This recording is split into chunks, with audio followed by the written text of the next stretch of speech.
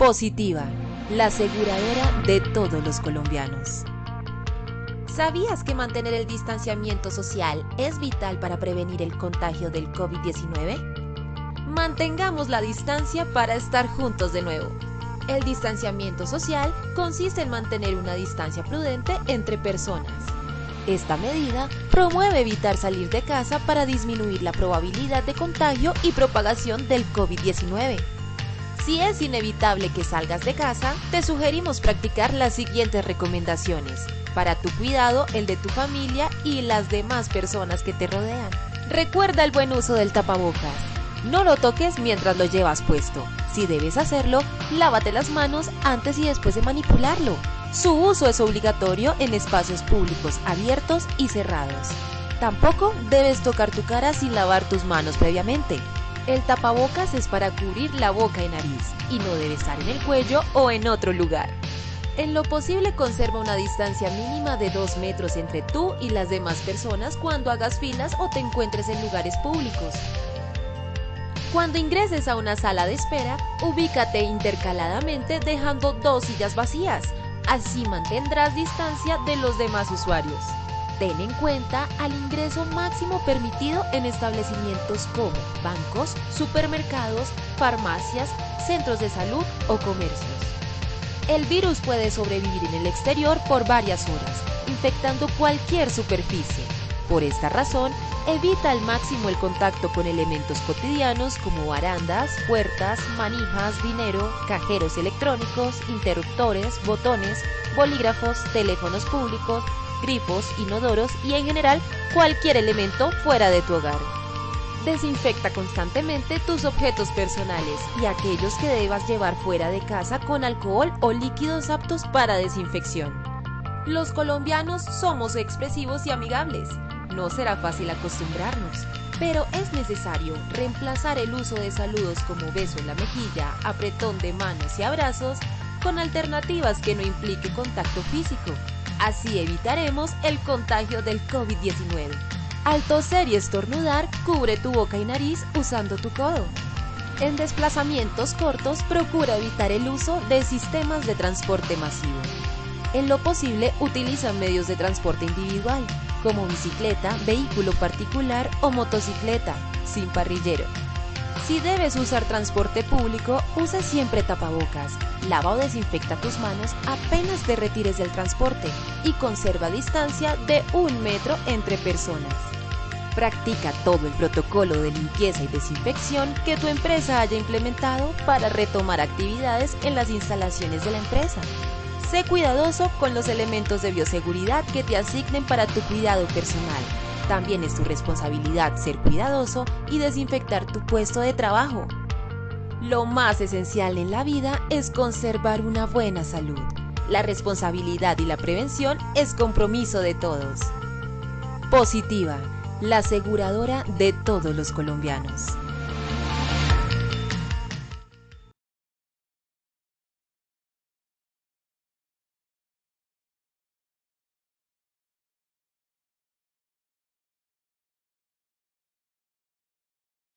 Muy buenas tardes para todos nuestros estimados asistentes. Soy Lina Garzón y nuevamente estoy aquí acompañándolos en este importante panel. Para mí es un gusto, un placer compartir estos espacios con personas tan profesionales y comprometidas y, por supuesto, verlos a cada uno de ustedes conectados en cada espacio educativo que Positiva ejecuta para ustedes. Nos encontramos en nuestro noveno panel nacional del sector salud y otros sectores, gestión aplicada de la salud y seguridad en el trabajo en tiempos de pandemia. Y quiero contarles que este panel es nuestra acción educativa número 647.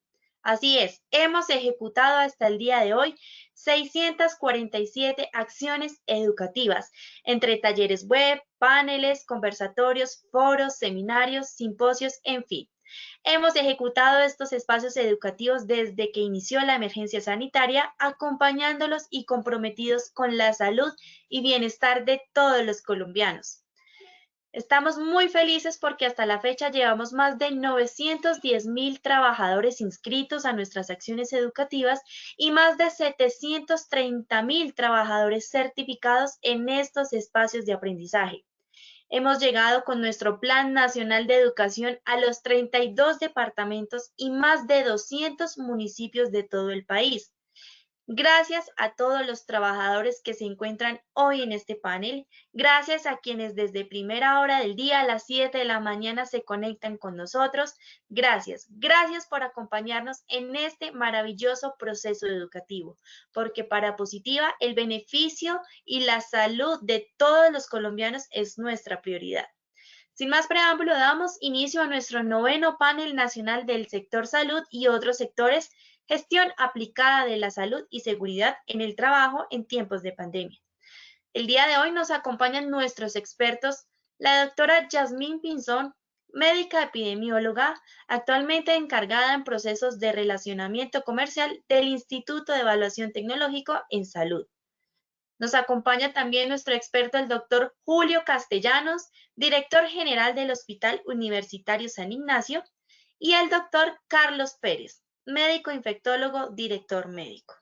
Y por supuesto, también quiero presentarles al doctor Camilo Gómez Cristancho, vicepresidente de Promoción y Prevención de Positiva Compañía de Seguros S.A., quien hoy nos acompaña nuevamente como líder del panel. A todos, muy buenas noches, sean bienvenidos al 9º panel del sector salud. Gracias, Lina. Muy buenas noches para nuestros asistentes, que ya llegan casi a las 800 personas, y un saludo especial y un agradecimiento para nuestros panelistas, la doctora Yasmín, el doctor Julio César Castellanos y el doctor Carlos Pérez, que sé que, como siempre lo reitero en cada uno de estos espacios, sacrifican tiempo de familia, tiempo de bienestar, sin decir que esto no sea una condición de bienestar para todos nuestros asistentes, pero sí que disponen al finalizar su jornada para acompañarnos, y así como hoy tenemos este número importante de asistentes, también pues recalcar e insistir en que es una actividad que Positiva Compañía de Seguros despliega para cubrir todo el país, a nuestros trabajadores afiliados y a cualquier ciudadano de este país que quiera estar muy al tanto de todo lo que son estos temas propios. Hoy con nuestro panel nacional del sector salud. Llegamos al 9º panel. Esto es una cifra también importantísima, una constancia de compañía, una constancia también de compromiso del equipo de Educa, liderado por el ingeniero James Yazo y por cada uno de quienes están desarrollando estas actividades de manera muy consagrada desde el comienzo de la pandemia. Quiero pues, señores panelistas, que den un saludo pues a nuestros asistentes, agradeciéndoles su presencia, y que ese saludo se complemente también tal vez con una percepción de cómo han visto ustedes este proceso de reactivación, de levantamiento de la cuarentena. ¿Qué percepción han tenido ustedes desde sus propias actividades que desarrollan en sus entidades? Muchas gracias y bienvenidos. Doctora Yasmín, buenas noches. Gracias por la invitación, y teniendo en cuenta, Camilo, lo que nos mencionas de la reactivación, tuve la posibilidad de desplazarme por fuera de la ciudad de Bogotá y ver un poquito esa reactivación ya desde otra zona del país.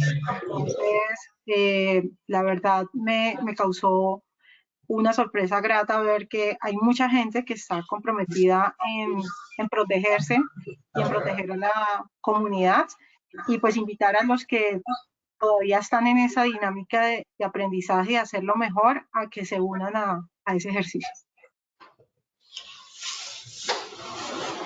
Gracias, Yasmín. Doctor Castellanos, buenas noches. Muy buenas noches a todas y todos. Pues la reactivación se está dando, digamos, dentro de lo esperado. En nuestro caso la vemos de dos tipos. Uno, en que también hemos mantenido un bajo nivel de pacientes con COVID hospitalizados. Nos llama así la atención que los pacientes con formas graves han mantenido, o sea, la unidad de cuidado intensivo sigue teniendo pacientes con COVID, pues ya menos del 50%, y estamos atendiendo pacientes de otras especialidades, de otros casos, tristemente muy enfermos, la mayoría de ellos, porque, como habíamos hablado en ocasiones anteriores, se descuidaron, no fueron a tiempo, no se hicieron las intervenciones, y estamos haciendo intervenciones muy complejas y a veces ya con poco tratamiento con intención curativa y mucho paliativo. Y por otro lado, pues en las opciones que he tenido de salir como la doctora Yasmín, veo que la mayoría de la gente está cumpliendo las normas y los protocolos en las áreas locales. Pues, si bien hay desobedientes, mi impresión es que la minoría son los desobedientes y la mayoría somos los que estamos juiciosos. Y creo que eso es lo que ha permitido ver las cifras que tenemos en este momento. Gracias, doctor Castellanos. Doctor Pérez, buenas noches. Hola, ¿cómo están? Buenas noches.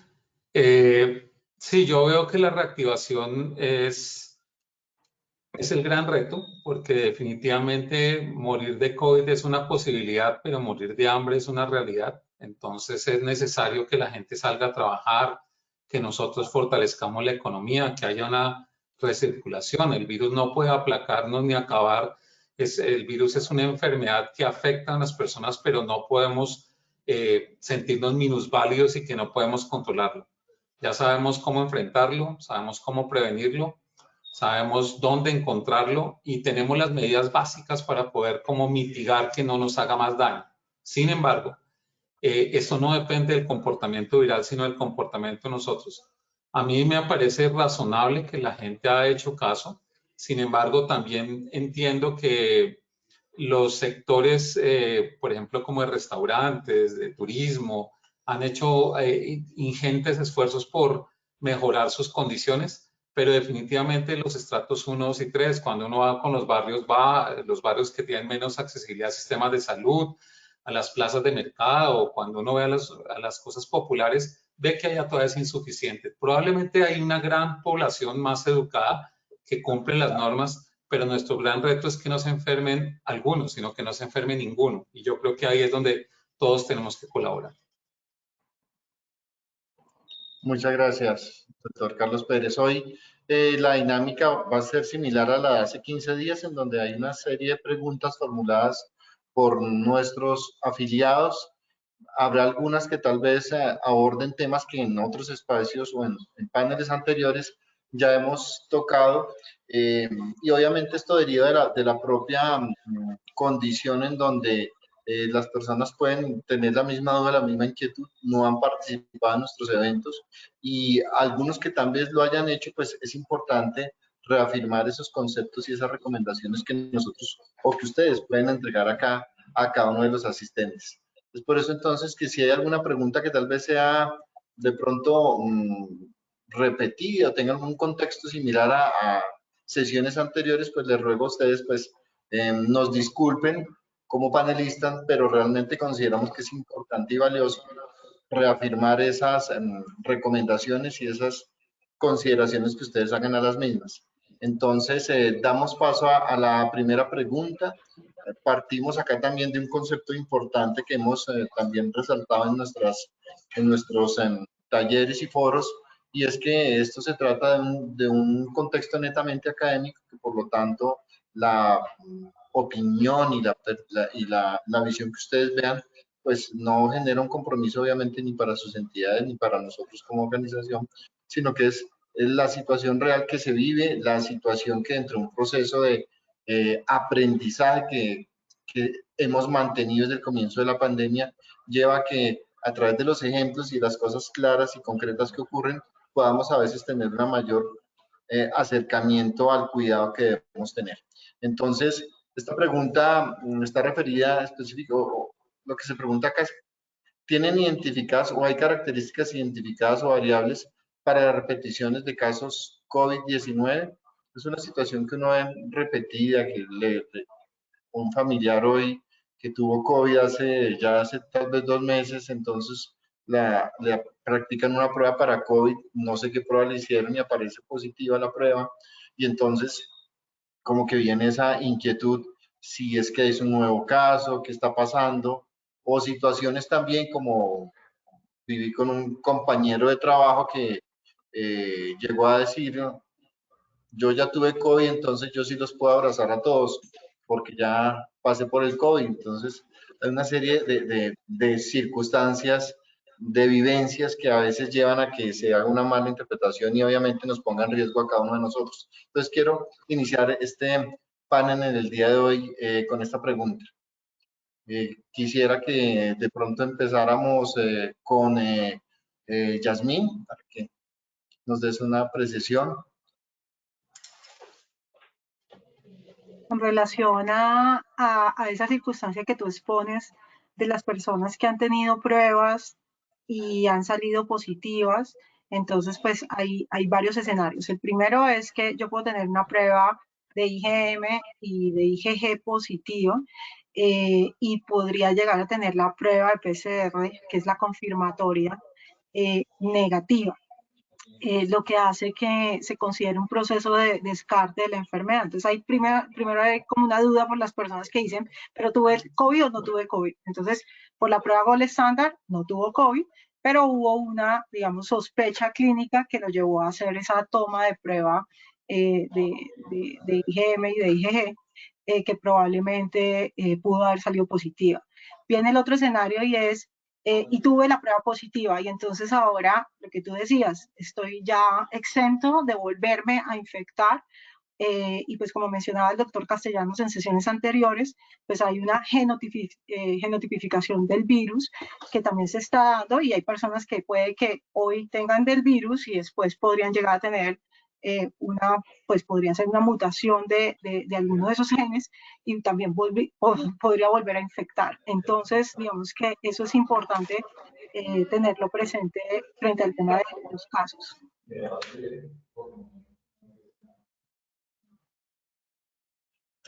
Doctor Castellanos, frente a esta pregunta. Sí, lo primero que dice la doctora Yasmín es que la gente debe preguntarse de qué están hablando, porque hay pruebas que detectan el microorganismo que causa la infección y otras que detectan las defensas para ese microorganismo. Las pruebas del microorganismo confirman la enfermedad, las de las defensas confirman el contacto, porque puede haber habido contacto con o sin enfermedad, lo que se llama el asintomático. Sucede que a veces los médicos explicamos muy rápido y se nos olvida la pregunta clave que le debemos hacer a todos los pacientes al final es alguna pregunta, alguna duda, y a veces por temor o por la gente dice, no, yo entendí. Incluso me ha pasado con pacientes que les he hecho el seguimiento, que me dicen, al rato me vuelven a escribir por el WhatsApp, pero entonces yo no estoy infeccioso. No, lo que tienes es anticuerpos porque tuviste hace 15 días el contacto, entonces no es. Entonces eso con respecto a lo primero. No se puede responder universalmente, depende del tipo de prueba y la persona. Y segundo, sobre si puede abrazar o no. Lo de los abrazos, eso es para la gente cercana. Sucede que uno puede realmente, claro, si pasó la enfermedad, si tiene los anticuerpos positivos, en teoría ya pasó por eso, pero hay algo que es el comportamiento, digamos, del ejemplo cultural, que es lo que nos indica a todos de que, pues, abracemos a los cercanos, aprendamos un poquito de los orientales, como he hecho en las anteriores, que solamente hacen esas muestras superafectivas con la gente cercana. Si bien no tiene problema, lo que pasa es que eso genera en los que no creen en el tema y todavía están asustados, un miedo terrible. La gente dice, uy, pero ¿será que es cierto? ¿Será que no sé qué? Entonces pueden incluso haber reacciones agresivas de acuerdo al estado de salud mental del abrazado. Uno. Y dos, el ejemplo, ¿qué es lo que quiere decir? Que independiente de que uno haya superado o no la enfermedad, todos tenemos que mantener esas normas sencillas y entre más lo hagamos, mejor nos va a todos. Además, les recuerdo, este es el primer año, no sabemos, por experiencia sabemos que no repite, que a los pocos que les ha repetido son casos muy documentados en la literatura internacional. Pero no se olviden que mientras no haya vacuna efectiva aplicada internacional y mundialmente y con buena cobertura, el año entrante, si la cepa del virus muta, tenemos que volver a lo mismo. Y estoy de acuerdo incluso con una cosa que salió hoy de un consenso de un grupo de epidemiólogos internacionales. No pensemos tanto en cuarentenas porque eso nos daña lo más importante que es el cerebro, la salud mental. Pero por eso mantengámonos juiciosos con las medidas básicas y nos preparamos para la siguiente, que si no la hay bien, pero todos los años hay 1 o 2 picos respiratorios de gripe. Si mantenemos estas medidas, hasta vamos a bajar esos picos. O sea, esto es de, llegó algo que aprendimos, usemos ese aprendizaje. Gracias, doctor Castellanos. La pregunta que a uno le da es, ¿cuántas veces le va a dar COVID? No sabemos. La pregunta, la repetición, es que a mí me sacaron otra PCR, me siento con gripa, fue hace 2 meses, me está dando COVID, me va a dar COVID toda la vida, voy a ir a una unidad de contención todo el tiempo. Entonces, hay que tener en cuenta 2 situaciones. Una cosa es la reinfección y otra cosa son las secuelas. La reinfección significa que un virus, nuevo virus, o sea, el mismo se puede llamar SARS-CoV-2, pero es un linaje, es distinto, infecta a una persona nuevamente. Como le decía ahorita el doctor Julio César, esos casos se necesitan estudios virológicos, no es hacer PCR, sino estudios virológicos para saber que un virus que lo afectó en marzo o abril es distinto al que lo afectó en septiembre, en agosto. En ese caso se podría hablar de reinfección, es decir, que la persona se infectó nuevamente por un SARS-CoV-2 de un linaje distinto. Eso no se hace pidiendo PCRs. Número 2, el paciente puede tener unas secuelas con lesiones respiratorias que pueden exacerbarse con el tiempo, sí. Cuando un paciente ha tenido una infección severa, que ha estado en la unidad de contención, que su pulmón respondió inadecuadamente, que hace fibrosis o que hace un daño pulmonar, es probable que 2 o 3 meses después, con otra infección respiratoria, con un cambio de clima, con algún fenómeno alérgico, haga síntomas respiratorios. Y entonces dicen, ¿será que me repitió el COVID? Y va donde un doctor y el doctor lo primero que hace es pedirle una PCR. Y entonces la PCR puede salir positiva. Recuerden que la PCR puede salir positiva en personas recuperadas de COVID hasta 90 días después, sin tener recuperado el COVID. Entonces dicen, no, es que estos síntomas es porque le volvió a repetir. Y entonces la gente empieza a decir, me volvió a dar el COVID. Y aquí se vuelve una complicada. Entonces, una cosa distinta es que puedan haber secuelas que se puedan exacerbar con el tiempo.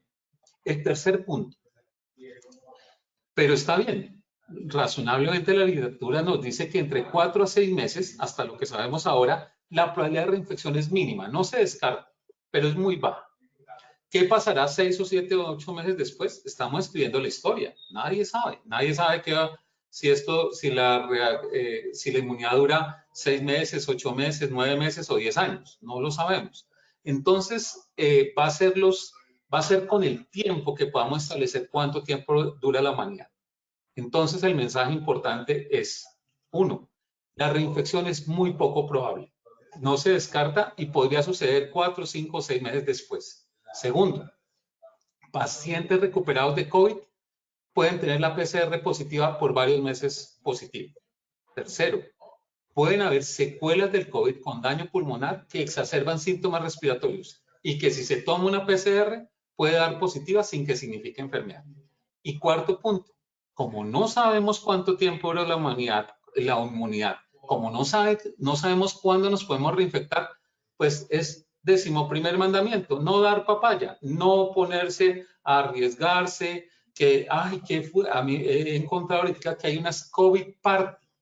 Entonces hay fiestas de personas que ya les ha dado COVID porque no les va a dar COVID. Y estoy seguro que ahí es donde van a ser los focos de reinfección o de otras enfermedades, de acuerdo a la fiesta, en donde nosotros lo que tenemos que entender es que en esto todavía no sabemos nada.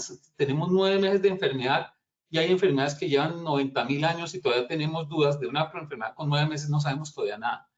Entonces, no hay que eliminar las precauciones así se haya recuperado el COVID. Muchas gracias, doctor Carlos.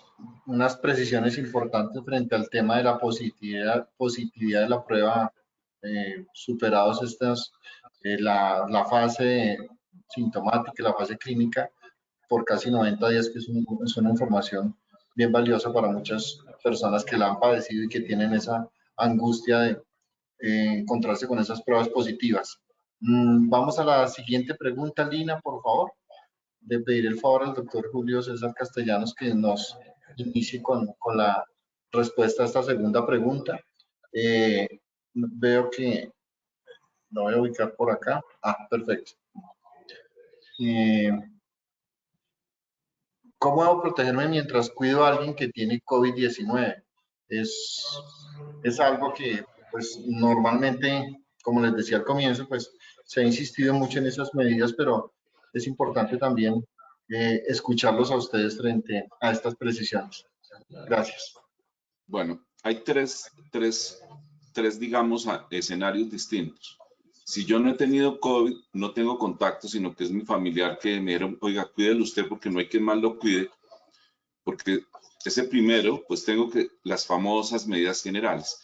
Para responder bien a esta pregunta, acabamos de hacer una cartilla compositiva que vamos a lanzar en los siguientes días, así como la cartillita anterior de medidas, donde les vamos a dar todos esos tips sencillos. Pero recuerden, si uno no está demostrado y hemos hecho seguimiento a personas que han cuidado familiares u otras personas con COVID, que al usar las medidas de protección, o sea, no el alejamiento porque aquí alguien tiene que acercar a pasarle la pastilla, lo que sea, pero el uso del tapabocas, que en este caso ya es un tapabocas mínimo quirúrgico, el lavado de manos permanente y el uso de protección visual hace que se puedan cuidar las personas y no se transmite el COVID.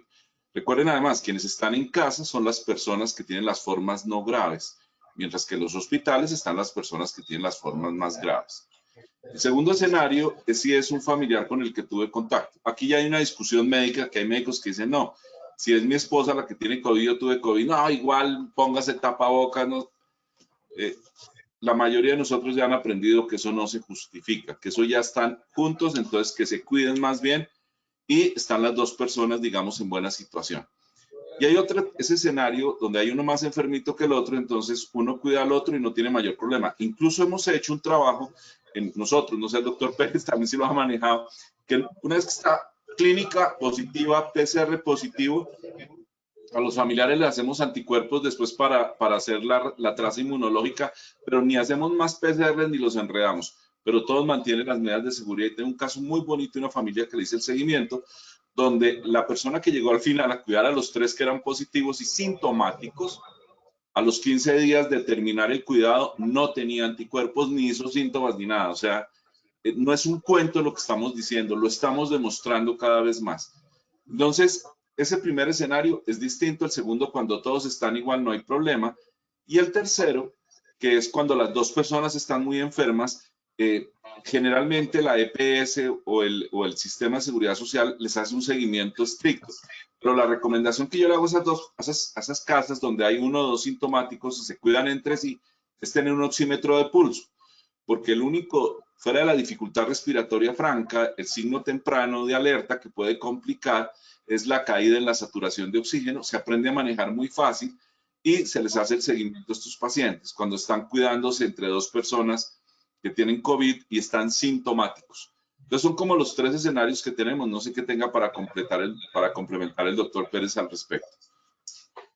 No, me parece excelente la explicación. Solamente reforzar que después de 7 días, si la infección es leve, el virus no se transmite. Es decir, que la transmisibilidad viral depende de la severidad de la enfermedad. Si una persona está en cuidado crítico, probablemente su expresión viral sea 10 o 14 días. Pero la evidencia ya es abrumadora que una persona después del 6º o 7º día, su cantidad de virus que transmite cuando la enfermedad es asintomática muy leve es mínima. Es decir, que el COVID no es crónico, ni el COVID es una enfermedad que dure 1 mes, ni 1 mes y medio. Entonces, que alguien que lo va a cuidar tiene que estar encerrado los 40 días para saber, no. Después de 1 semana, razonablemente la persona se recupera, deja de excretar virus y entonces otras personas pueden cuidar a la persona, porque ya después de 1 semana deja de transmitir virus. Eso es muy importante porque también se crea un estigma, que eso produce también una alteración mental de uno sentirse culpable de infectar a los demás, no quiere hacerle daño a las demás personas y además de eso entonces se aísla, pero hay un aislamiento que no es solamente físico, sino emocional, social, sentimientos de minusvalía, de culpa hacia no contagiar a las demás personas. Entonces, no, que si los nietos pueden verlo, pero ya lleva 3 semanas que se curó, pero entonces le da miedo y entonces todo se llena de miedos. La evidencia es significativa hacia que una persona con infección asintomática leve e incluso moderada, después de 7 días, si hay mejoría de los síntomas, no hay transmisión viral y pueden volver a tener contacto social. Entonces, con eso reafirmaría lo que está diciendo Julio César y más lo importancia de que uno no queda excretando virus 2 meses. Así le hagan PCR, por favor, el mensaje grande. Camilo insistía mucho que no, que si son las preguntas repetidas, no, la repetición es la madre del conocimiento, hay que repetir 15.000 veces el mismo mensaje porque es la única forma que cala. Si nosotros pedimos a las personas, pidámosle una PCR, pero ahora llegó el cuento, me la hago particular porque es que quiero estar seguro. Entonces resulta que después de se hacen 2 o 3 semanas, sale positiva, como les he dicho, en personas recuperadas puede salir hasta 90 días después la prueba de PCR positiva y luego se vuelve en otro problema familiar. Porque entonces, ¿qué hago? ¿Me aíslo? ¿No me aíslo? ¿Estoy en contacto con tal? El que me llevó a recoger la muestra entonces también se va a contagiar. Todo porque nosotros queremos, no importa, yo me la hago particular. Es que el problema no es hacérsela particular, es hacérsela cuando necesita. Porque si se la hace cuando no necesita, termina embrollado en algo que puede solucionar muy fácil. No más PCR si se recupera. Y el COVID no se transmite sino después de 7 días. Gracias, doctor. Doctora Yasmin. No, solamente para complementar, digamos que para esos 7 días que mencionaban los doctores hace un momento, el tema de los baños compartidos. El doctor Payares, que nos ha acompañado en otras sesiones, mencionaba el tema de las recomendaciones como aislamiento de contacto. Obviamente las principales medidas son el lavado de manos, el lavado de manos, el lavado de manos, y el tema del uso de la mascarilla convencional, como decía el doctor, pero muy importante, digamos, la posibilidad del baño compartido a veces, sobre todo esas personas, como mencionaba el doctor Castellanos, que viven solas, que pueden tener un cuidador, ¿sí? Y que son espacios muy reducidos, por lo menos el proceso de limpieza y desinfección después de salir el paciente que es positivo en ese periodo es importante. Gracias, doctora, muy amable. Pasamos a la siguiente pregunta. Le voy a pedir el favor al doctor Carlos Pérez que por favor inicie. ¿Cómo puede evaluarse el riesgo de exposición a COVID-19 en los lugares de trabajo, sector salud específicamente, y planificar las medidas preventivas? Evaluar el riesgo de exposición al COVID-19 en los lugares de trabajo y en los que no son lugares de trabajo, porque es que el COVID no está presente solamente en los lugares de trabajo, está presente en toda nuestra vida cotidiana. Por eso es que las medidas de distanciamiento, aislamiento, higiene y ventilación de los espacios no deben ser limitadas a los labores. Durante estas jornadas que hemos hablado, el doctor Castellanos nos ha enseñado mucho de cómo la mayoría de trabajadores de la salud no se infectan atendiendo pacientes con COVID, sino en el COVID Coffee, en el COVID Break, que es cuando la gente toma un descanso, se relajan las medidas de bioseguridad y ahí se toma. Entonces, a esa pregunta es que el riesgo de exposición al COVID-19 no es en el lugar de trabajo, es en todos los lugares. Lo segundo, las precauciones que usted tome en el trabajo tienen que ser constantes. No puede ser que uno tenga el tapabocas el 98% del tiempo o use las máscaras la protección ocular el 97% del tiempo. Aquí no es que si yo saqué 4.8, entonces es que soy muy bueno. Aquí tenemos que ser 5. Porque, y he puesto un ejemplo que esto es como en un partido de fútbol. Cuando un arquero ha tapado perfecto 89 minutos, pero en el último minuto suelta el balón 2 veces y hacen goles o no sale o se le cae y comete un error, nadie va a recordar los 89 minutos que tapó bien, sino el problema fue cuando el minuto que tapó mal. Cuando un trabajador de la salud pierde las medidas en un tiempo, no importa, porque todo el mundo, y yo he visto trabajadores de la salud que dicen, no, yo soy muy juicioso, yo me pongo mi máscara todo el tiempo, yo me pongo acá. Y la torta de cumpleaños que celebraron con los de urgencias, pues sí, pero eso fueron unos minuticos. El problema es ese. El problema es que el COVID no dice, no es que están comiendo torta, mejor no los interrumpo. No, ahí es donde está el problema. Entonces, Evaluar el riesgo de exposición, obviamente hay personas de primera, de segunda línea, administrativos. Hay que tener unas precauciones en la diferenciación de los elementos de protección personal, pero elementos de protección personal sin comportamiento social es como trapear sin barrer, no sirve.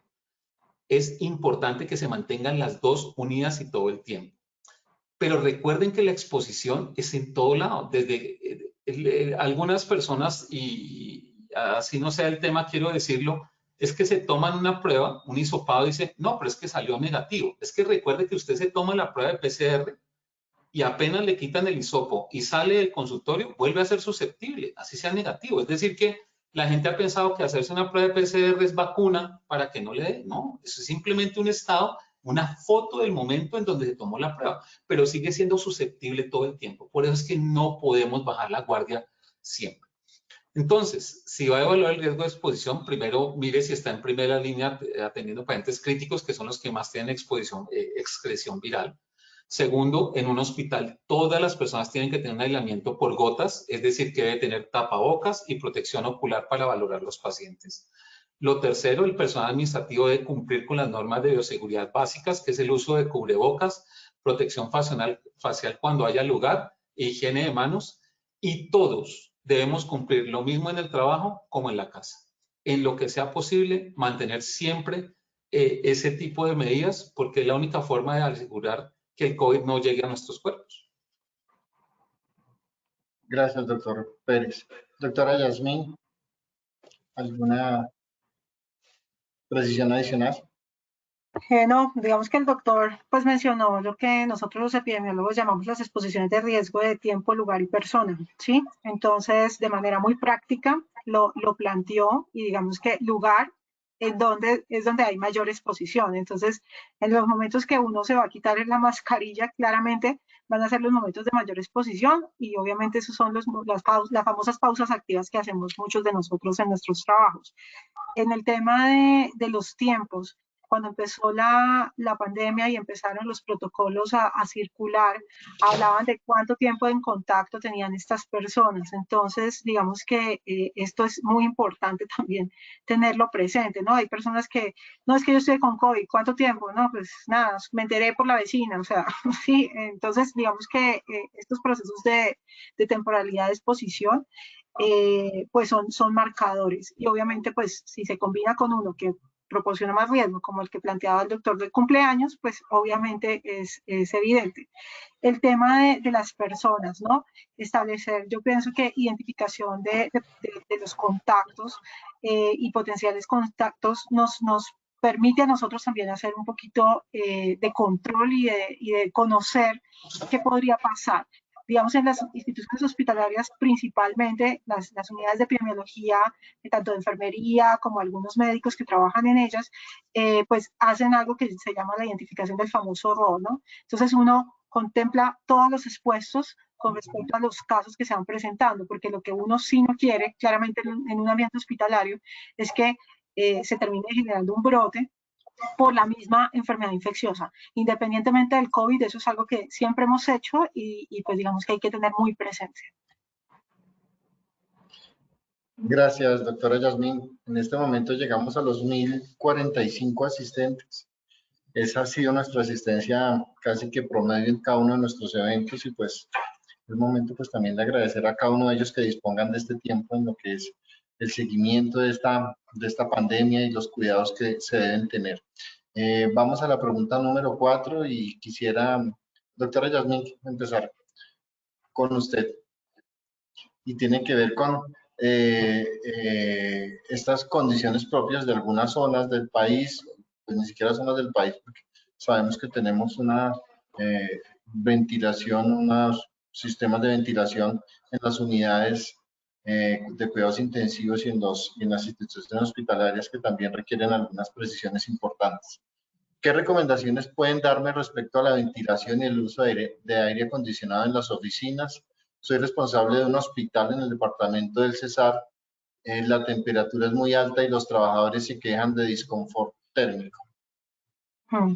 Bueno, es una pregunta entretenida, sobre todo cuando uno está en sectores como Valledupar, ¿no? Y yo, como les mencionaba, este fin de semana estuve en Girardot y es diferente actuar con el tapabocas cuando está uno en la capital a unas temperaturas más bajas a cuando el tema está en otras regiones del país.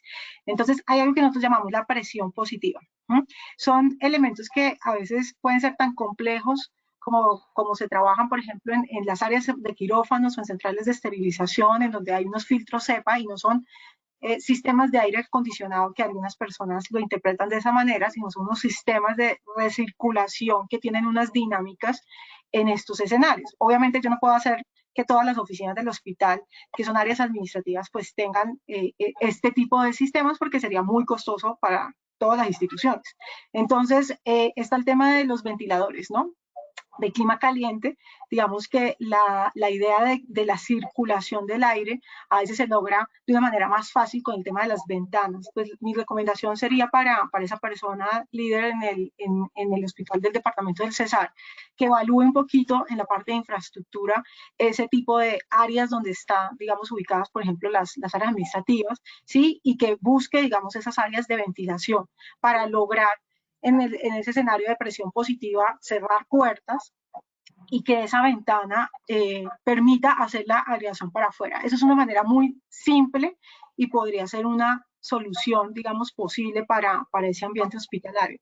Frente al aire, el tema del aire acondicionado, hablaba con una colega que conoce bastante de esto y me decía, Yasmín, nada que hacer, les toca estar con el tapabocas todo el tiempo, o sea, no pueden creer que porque están con el aire acondicionado entonces está recirculando el aire y entonces yo me relajo y estoy sin los elementos de protección personal. Entonces digamos que ahí hay que estar con las mascarillas. Ya los doctores han mencionado en reuniones anteriores que son mascarillas convencionales. El personal, digamos, directo y solamente las áreas donde hay mayor riesgo es donde utilizamos las mascarillas N95. Y obviamente estos puntos de control que pues algunas instituciones han podido invertir para los puntos de atención al paciente. Pero mi recomendación para las ventilaciones sería que hicieran una pausa activa, evaluara un poco su infraestructura y evaluara este tema de las áreas de ventilación natural, ¿no? Gracias, doctora Yasmín. Doctor Julio César, ¿qué experiencia han tenido en su institución con este tema de los sistemas de ventilación?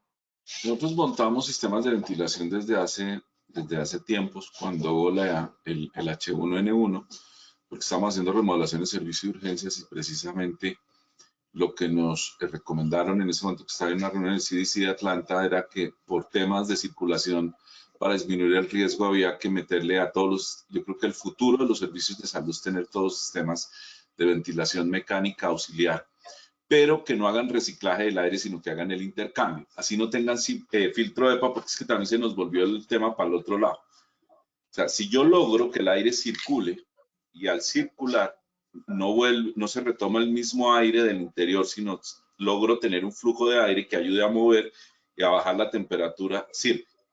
¿Sí? Ese es un tema que en el Cesar yo le recomendaría hablar con la gente de ambiente o ingeniería de la Universidad del Cesar para que les hagan el estudio y los ingenieros toman a veces, hay un asesor que nos ayuda mucho en el hospital, el ingeniero Mancera, que ya está retirado, ahora trabajan sus hijos, pero nos enseñaba de unas maneras tan sencillas mejoras, porque ellos empezaron a hacer su práctica en épocas de menos recursos, entonces diseñaban sistemas muy sencillos.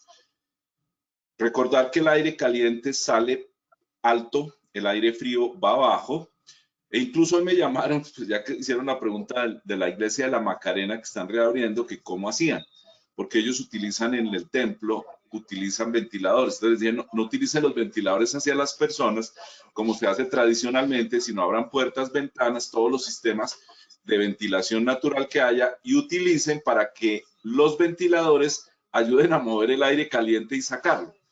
Esta fue una solución fácil porque me han mandado las fotos y yo tenía idea de cómo se movía, pero este es un tema de física, de espacios y de termodinámica. Entonces, se pueden lograr cosas increíbles sin tener filtros EPA, pero en sistemas que no sean sistemas cerrados de recirculación, sino en sistemas donde el aire circule. E incluso un sistema cerrado se puede volver abierto sin costos muy elevados. Este es un tema sencillo, claro, excepto en unidades de cuidado intensivo y salas de cirugía donde uno se puede poner tan ingenioso y ahí sí hay que mantener sistemas cerrados con filtros EPA de reciclaje y manejar otros sistemas. Gracias, doctor Castellanos. Doctor Carlos Pérez. Sí, yo creo que reforzar el mismo concepto. Es que el aire acondicionado es distinto, o sea, es distinto a tener un mini split de las cosas o hacer, hay cosas que permiten la recirculación y no el intercambio. Creo que los ingenieros ambientales y las personas de ingeniería pues nos han enseñado mucho a cómo utilizar una forma segura. Pero yo pienso también que nosotros, digamos, la forma más fácil de ventilar es abrir las ventanas. O sea, es que la mayor, cuando usted abre una ventana, la circulación de aire es una gran masa de aire que permite la circulación. Es importante que nosotros tengamos también métodos de trabajo en donde las personas no se concentren en esas áreas. Si hay áreas de aire acondicionado, pues el uso estricto del tapabocas también tiene que ser necesario y mantener la higiene adecuada. Muchas personas dicen, es que yo entré a esa sala y estoy solo, y entonces como estoy solo me quito el tapabocas, y recuerden que si hay recirculación, el quitarse el tapabocas en esas áreas tiene un potencial para poder infectar. A la gente del CESAR y en general a toda la gente que está en clima caliente, hay que acompañarse de la gente de ingeniería. Estoy de acuerdo con lo que dice Julio César, eso no necesitan hacer grandes cambios. Hay cambios muy pequeños que se pueden hacer y permiten la circulación, abrir las ventanas, mejorar las dinámicas de trabajo y nunca quitarse un tapabocas al frente de un aire acondicionado. Punto. Así de simple. Muchas gracias, doctor Pérez. Ahí hay un tema que obviamente los protocolos de la aeronáutica pues lo tienen claro y demás, pero es esa recomendación frente a quienes en este momento ya están utilizando los servicios de transporte aéreo y tiene que ver con esos elementos de protección personal que deberían utilizar o que deben utilizar en esos viajes. Yo quisiera si frente a eso hay alguna observación o recomendación. Sí, doctor Gómez, yo hace unos años era profesor del posgrado de Medicina Aeroespacial de la Universidad Nacional y a mi cargo estaba accidente aéreo y riesgo biológico en los aviones. Los aviones son el sistema de transporte más seguro que hay, incluso en tiempos de COVID. Los pilotos pueden regular tanto la presión como el intercambio de aire y la circulación del aire en los aviones. El riesgo de transmisión en un avión se daría si la gente no usara tapabocas y se da en persona. Dificilísimo que se dé con asintomáticos. Se va a dar con sintomáticos, pero está circunscrito a las filas de los lados y a la fila de adelante y atrás. O sea, esto está requete estudiado y comprobado. Claro, el COVID, digamos, para tuberculosis, para la mayoría de los patógenos aéreos, la sola circulación, los filtros y lo que usa el avión es perfecto y disminuye el riesgo muy, muy bajo, incluso con pacientes sintomáticos. Pero el COVID, como es más contagioso, ha puesto un nuevo reto y por eso en este caso, además de todas las medidas que tienen los pilotos y de los ajustes, la desinfección, etcétera, del avión, están solicitando el uso permanente del tapabocas o al menos, pues en vuelos más largos si hay que comer, pues quitarlo durante ese momento, pero el resto usarlo permanentemente. Eso es lo que les puedo comentar. No sé si el doctor Pérez tenga algo más sobre ese tema. Es que yo creo que ahí está la definición perfecta. O sea, en el aire es un ambiente cerrado, pero donde se permite, se permite el recambio de aire, o sea, el intercambio de aire, no la recirculación. Tal vez el reto grande es mantener el tapabocas puesto durante todo el tiempo, pero realmente la probabilidad de contagiarse en un avión es muy baja. Lo mismo en el transporte urbano, si hacen lo más sencillo, que es abrir la ventana. Cuando usted, cosas intermunicipales, digamos, ahí ya no tendrá ni la presión, ni el piloto podrá tener como regular, pero si todo el mundo abre las ventanas, circula el aire, pues llegarán despelucados, pero sin COVID. Y es importante que tengamos en cuenta que la clave ahora, que es lo que no sabíamos hace unos meses, es la ventilación de los espacios, es permitir que el aire circule y creo que por eso tenemos que reforzar mucho ese mensaje. Volar en un vuelo, tener un vuelo aéreo realmente no es mayor el riesgo. El problema es siempre utilizar la protección, que ese es el gran reto, por ejemplo, en niños que están en un viaje, personas con enfermedades que requieren, que no pueden tener, no es que solamente tener un tapabocas es para es algo cómodo, o sea, el tapabocas es algo necesario, pero como no tiene nada, la gente le empieza a dar carraspera de garganta. ¿Por qué? Porque no hay la suficiente hidratación y humectación en las mucosas, entonces produce un disconfort que mucha gente, la gente confunde con disfagia. Y por eso hay que mantener una hidratación mientras se usa el tapabocas en una forma adecuada. Entonces, esto es también de no tener pánico. Yo creo que un mensaje que también debemos transmitirle es que en estos momentos de reactivación el conocimiento nos da tranquilidad, la ignorancia nos da también la misma tranquilidad, pero el gran problema es cuando se genera pánico por exceso de información, se genera un exceso de cuidado y la gente termina yendo como Teletubby, como astronauta, parecen que fueran a la luna porque van con overoles. Yo estuve en un viaje a Pasto, llevaron 2 personas con overol, no se les veían ni los ojitos.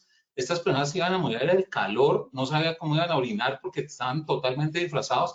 Y esto tampoco, porque eso exagera demasiado y en vez de ser preventivo, lo que genera es angustias y no sirve. Medidas muy sencillas: tapabocas, protección ocular y limitación en los movimientos durante un viaje aéreo, durante un vuelo aéreo. No es más. Muchas gracias, doctor Pérez. Vamos con la siguiente pregunta y le pediré al doctor Castellanos que nos inicie la ilustración con esta respuesta.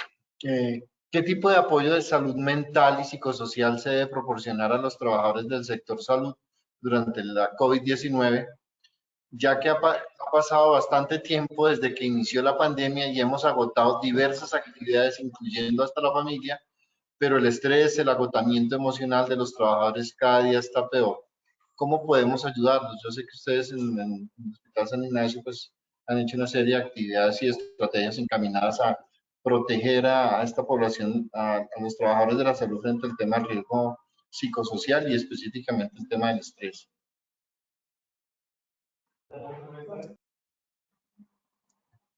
Yo creo que todavía hay gente que no hemos logrado el primer mensaje. El primer mensaje es entender y aceptar que la pandemia nos ha afectado mentalmente. Ese es el primer paso.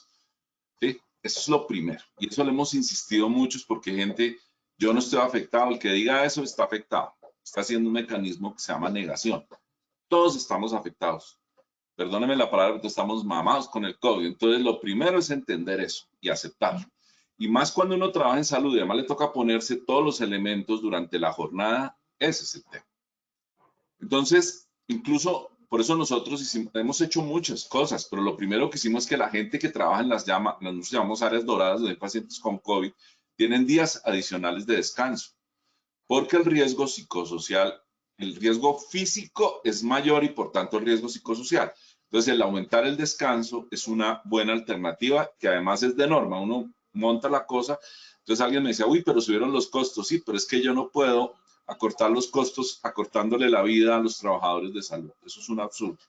Entonces lo primero que creamos fue eso, una serie de descansos que ya lo traemos porque el personal de urgencias nuestro, cuando está en sobreocupación, tiene unas vacaciones adicionales que son 15 días fecha, no 15 días hábiles extralegales, para recuperar mucho más energía, como debe ser. Ojalá, con todo el respeto con los colegas radiólogos, todo el mundo dice que ellos están muy expuestos, entonces les dan 2 vacaciones al año y muchos de ellos están en un cuartico mirando placas en una pantalla, además ahora ni siquiera en un negatoscopio. Entonces, el cambio del riesgo psicosocial es un riesgo importante. Entonces, uno es ese tema. Entender que estamos afectados. 2, generar mecanismos empresariales de protección a la gente con descanso. Evitamos al máximo duplicar turnos. Nos costó un poco de tiempo, ya ahorita lo superamos, pero eso es lo segundo. O sea, todo lo que esté en manos del empleador para hacerlo. Tercero, crear las opciones. Entonces nosotros tenemos, incluso en este momento estamos haciendo un trabajo que pues voy a chiviar porque incluso los trabajadores que estén ahorita lo van a saber, pero la línea Respira que estaba atendiendo COVID se va a volver la línea Anima. Yo digo Anima porque no sabemos cómo se va a llamar, que es una línea de acompañamiento psicosocial. ¿Por qué? Porque todos necesitamos, de acuerdo al grado de... Nosotros tenemos un sistema de detección de personas que si están críticas las mandamos a salud mental. Ventaja grande, tenemos un departamento de salud mental y tenemos profesores nuestros de salud mental que trabajan salud laboral. Entonces, eso nos ayuda a hacer más ágil el proceso. Entonces, ¿por qué? Porque lo clave es que hay personas que requieren psiquiatra, otros pueden recibir apoyo de psicología, otros requieren apoyo de un par que haya superado más maduro o de su jefe, y otros a veces solo necesitan a alguien con quien hablar. Y otros algo en que usar su tiempo libre. Si bien la mayoría de nuestros trabajadores tienen familia, hay unos que por la pandemia o porque están solos, se han separado o son gente joven que vive en Bogotá, sus familiares viven en otro lado. Entonces, el solo acompañamiento a alguien que los llame y hable con ellos es importante, más todo eso que les contamos para otra reunión de un Reiki, yoga, teatro, danza, musicoterapia, o sea, hay todo un portafolio para que la gente escoja lo que le ayude, porque no a todos nos sirve lo mismo. Entonces, es todo un trabajo, pero lo primero es aceptar que es una realidad y que hay que controlarlo, y que es más grave, como dijo el doctor Pérez un rato, las secuelas en la salud mental que las secuelas respiratorias o los casos positivos de COVID que podamos tener. Gracias, doctor Castellanos. Doctor Carlos Pérez, en su práctica diaria, este tema, ¿cómo lo han abordado? ¿Qué percepción tienen frente al tema de riesgo psicosocial y trabajar de la salud? Ahora que estaba hablando Julio César, yo me siento totalmente identificado. Hace poco me hicieron una entrevista y me decían, la OMS dice que el 40% de los trabajadores de la salud han sufrido un problema mental. Yo le dije, no, el error es la OMS, es el 100%. O sea, ¿cómo uno puede decir en la vida que estar encerrado viendo pacientes, tener disfrazado, que nos ha cambiado la vida tan dramática, no nos ha afectado? O sea, no seríamos humanos sino coronavirus y no nos hubiéramos afectado. Yo pienso y yo daría más bien una visión personal, porque creo que el doctor Castellanos pues ha comentado los problemas. Mire, la negación es un proceso que nosotros hacemos sistemáticamente cuando algo que nos da miedo y que nos da miedo enfrentar. El coronavirus es una realidad y nosotros muchas veces, a mí no me va a pasar, eso le pasa a otros. Cuando uno ya tiene que enfrentarlo, pues es distinto. Cuando uno está enfrentado, hay dos sensaciones. Una es el miedo y el otro es el pánico. El miedo es lo que nos hace vivir, no nos deja meter por las calles oscuras, nos hace cuidarnos, nos hace buscar resguardo, pero el pánico nos paraliza. ¿Qué ha pasado? Que nosotros estamos sometidos a un trabajo estresante más una cantidad de información que recibimos a diario, que también es una enfermedad que lo que importa no es dar evidencia, sino generar clics. ¿Y qué genera clics? Lo que da pánico, lo que atormenta. Entonces la gente, peligrosa vacuna, el COVID está afectando, ahora se caerán las cejas de las personas y todo el mundo empieza a consumir esa información. Nosotros como trabajadores de la salud también consumimos ese tipo de información y eso también nos lleva a un afecto negativo.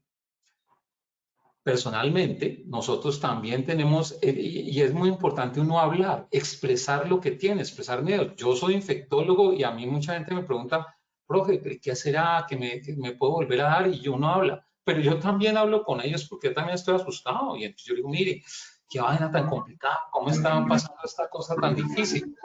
Y si nosotros hacemos esas pequeñas comuniones, que es hablar entre nosotros sin miedo, eso fortalece, porque nos fortalece como gente, como equipo y como personas.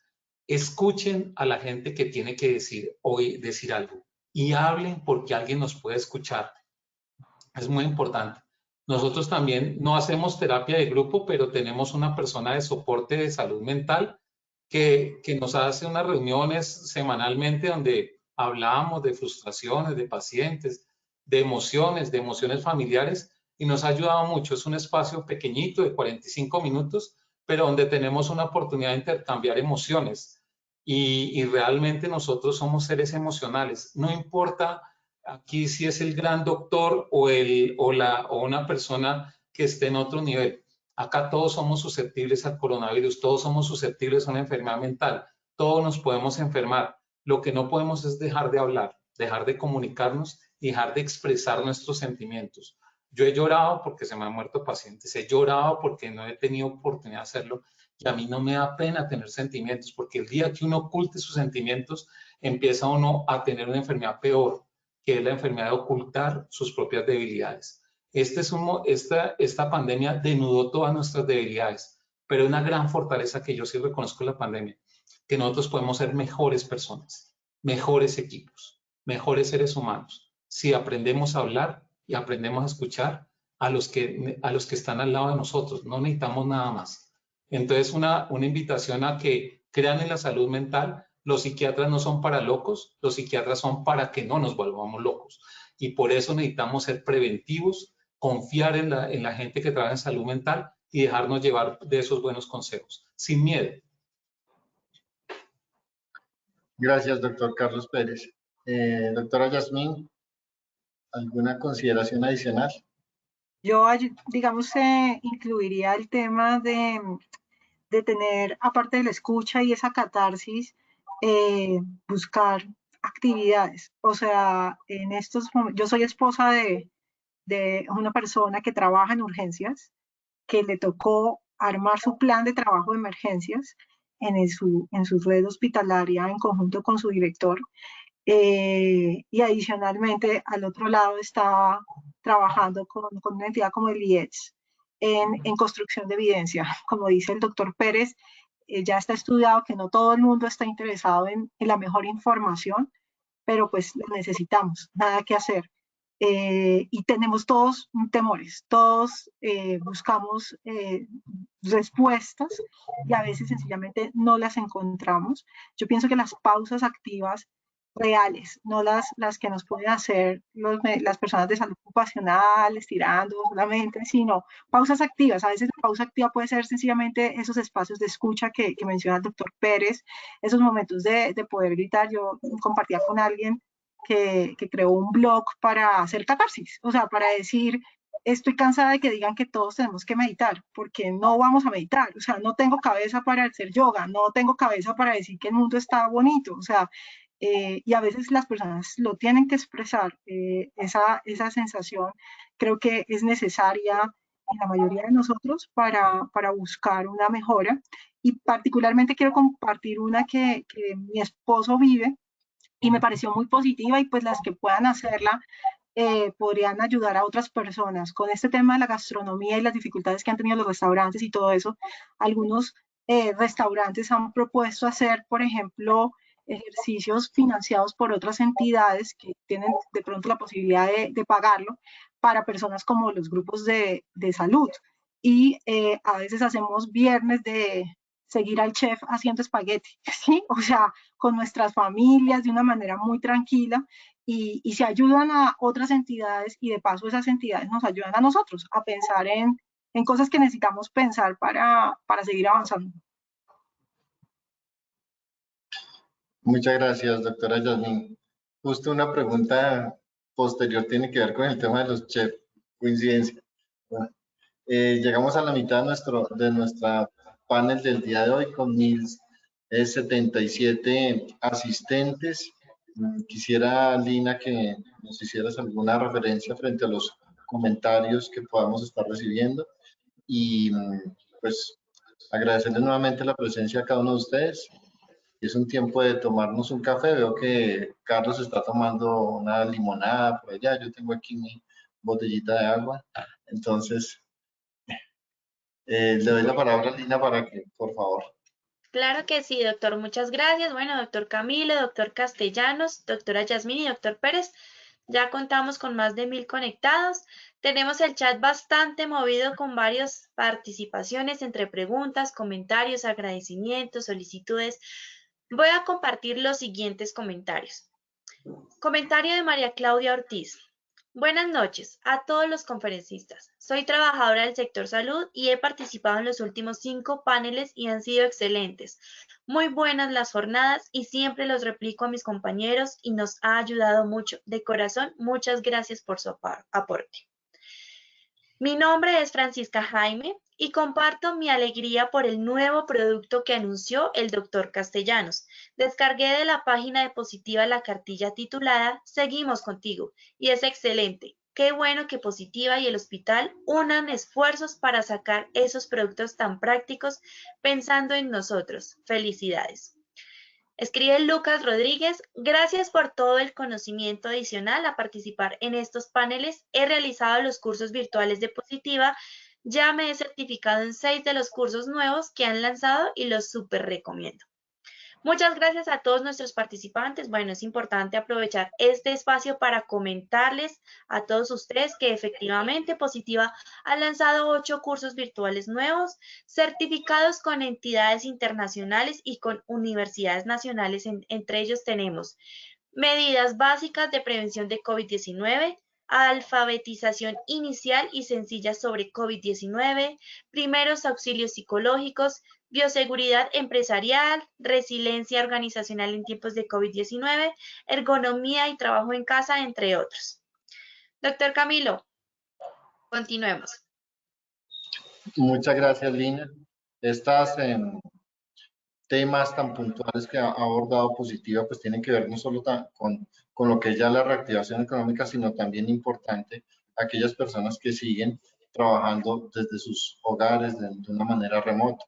Hay que también precisar que, también como lo hemos hecho en otros espacios, que quienes deben volver a la presencialidad son aquellas actividades que son estrictamente necesarias y que por lo tanto se privilegia ese trabajo remoto para garantizar también el control de la pandemia y de unos posibles rebrotes. Vamos con la pregunta número 6. Voy a pedirle el favor al doctor Carlos Pérez que nos oriente con esta respuesta. ¿Puede el SARS-CoV-2, el virus que causa el COVID-19, transmitirse por transfusión sanguínea? Mi hija está muy enferma, tengo su misma sangre, pero estuve contagiada de COVID-19. No, no hay evidencia de que se transmita el COVID por sangre, incluso un poco más allá. Nosotros estamos necesitando personas que hayan tenido COVID para que donen sangre, porque a través de esa donación de sangre podemos conseguir el plasma que en una persona ya recuperada de COVID, que ya ha pasado sus síntomas, tiene los anticuerpos y las defensas que pueden permitirnos una opción de tratamiento para otras personas que necesitaran el COVID, que es un estudio pues que se está desarrollando en Colombia, que es el uso del plasma de convalescencia. Entonces, tranquila, la transfusión de sangre no es un mecanismo que se haya descrito para la enfermedad y si ya está recuperada de COVID no hay ningún problema para transfundir sangre. Y un gran llamado, pero un absoluto y gran llamado es a la solidaridad. Si usted ha estado con COVID, ha estado hospitalizado, vive en Bogotá o a sus alrededores, por favor comuníquese con el Banco de Sangre de la Secretaría de Salud de Bogotá, que es el ICBIS. Ahí puede usted donar sangre. Si usted dona sangre, dona vida. No solamente las partículas sanguíneas que nos van a servir y que necesitamos todo el tiempo, sino aquellas personas recuperadas y que han estado hospitalizadas. ¿Por qué hospitalizadas? Porque hemos encontrado que son las que tienen más anticuerpos, más defensas.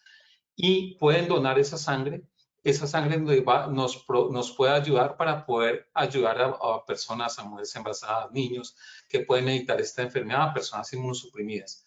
Entonces no hay ningún problema para donar. Ojalá todos tengamos la disciplina de donar y un llamado muy especial a las personas recuperadas de COVID que hayan estado hospitalizadas, que vivan en Bogotá o sus alrededores, que se comuniquen con el Banco de Sangre de la Secretaría de Salud de Bogotá, el ICBIS, para que puedan ayudarnos con la donación. Se los agradecería inmensamente.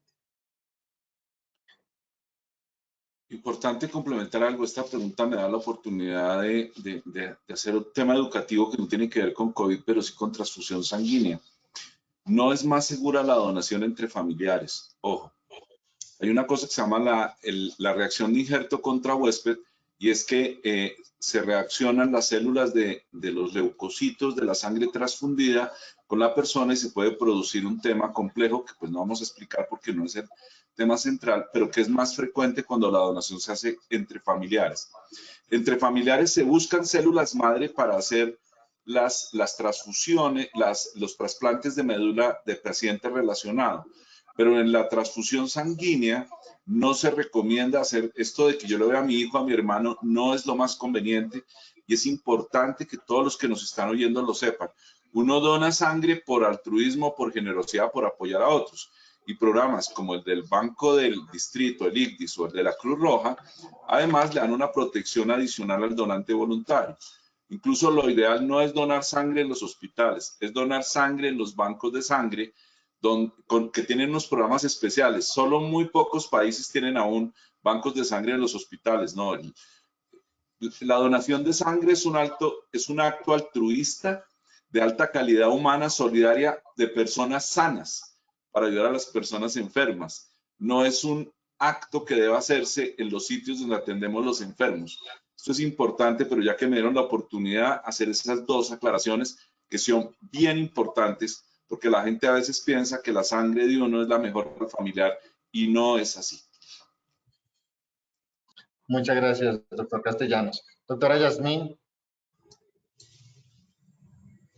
Creo que ya pues mencionaron el tema y estoy de acuerdo con mis colegas de que el tema de donar sangre es una gran misión que hacemos para muchas personas y no necesariamente es el momento que creemos que la necesitamos. Entonces, invitar a las personas, este tema de Cruz Roja colombiana, digamos que para el tema nacional, porque pues el doctor mencionó un escenario en Bogotá, para los que no son de Bogotá, Cruz Roja colombiana tiene unos pequeños bucecitos o sistemas que llegan a las diferentes entidades en búsqueda precisamente de buscar acciones colaborativas para las personas que lo requieren en su momento.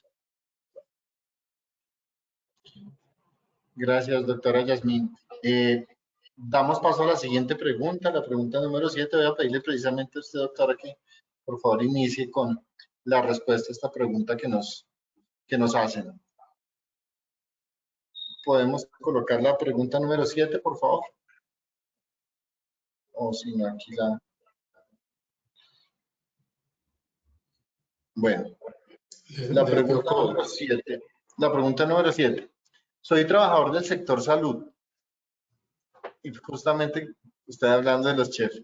¿Puedo contraer el COVID-19 de un chef del casino que prepare mis alimentos? Que tenemos que ser organizados con esta respuesta, ¿sí?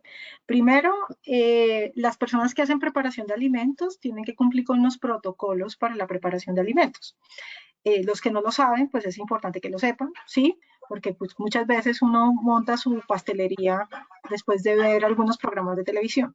Entonces, aparte del COVID, existen otras enfermedades que se transmiten por, digamos, las personas que preparan alimentos pueden transmitir. Entonces, que también son enfermedades infecciosas. Entonces, estas personas pues tienen que mantener unos elementos y deben utilizar, aparte del tema del lavado de manos y de las preparaciones de una manera correcta con esos cursos que aprenden de manipulación de alimentos, a utilizar los elementos de protección personal. La tristeza que a veces da es que muchos de ellos pues no lo utilizan de una manera adecuada y pues ahí es donde empiezan las dificultades para los que consumimos los alimentos. Entonces, eso pienso que es un punto pues importante de tenerlo presente en el tema de la transmisión. Pero, como les mencionaba, pues sé que también el tema de gastronomía se ha vuelto muy versátil en nuestro país y están apoyando las cosas desde otras perspectivas, como ya lo conté hace un momento, entonces donde no existen riesgos directos para el proceso de transmisión. Pero pues si las personas utilizan los elementos de protección personal y cumplen con todo este tema de manipulación de alimentos de una manera adecuada, pues mi respuesta sería, pues no tendría por qué transmitir la enfermedad. Muchas gracias, doctora Yasmín. Yo quiero que en la intervención del doctor Castellanos y el doctor Pérez con la misma pregunta, pues introducir un tema adicional y es, no sé si en sus instituciones existe alguna recomendación o incluso restricción para que el personal de la salud de pronto reciba servicios domiciliarios de alimentación. Doctor Castellanos. Listo. Primero, tengo más riesgos si me quito el tapabocas y me hago en una mesa con mucha gente junta y estamos hablando y nos reímos mientras vamos a la usanza antigua, a la usanza prepandemia. El que nos lo transmite al chef, que además el chef no es el que prepara es el auxiliar de cocina, el asistente, el subchef. O sea, a menos que sea un restaurante muy distinguido donde el chef le esté uno preparando en la mesa o cerca. O sea, el riesgo de transmisión en alimentos existe, pero es más bajo. El mayor riesgo está en cómo consumo los alimentos y en compañía de quién y con qué grado de distancia. Primero. Segundo, nosotros, por algo que tuvimos unos brotes de infecciones, no, antes de la pandemia, tuvimos que prohibir la entrada a domicilios porque no teníamos control y los domicilios casi que entraban hasta la sala de cirugía o la unidad de cuidado intensivo, a la puerta.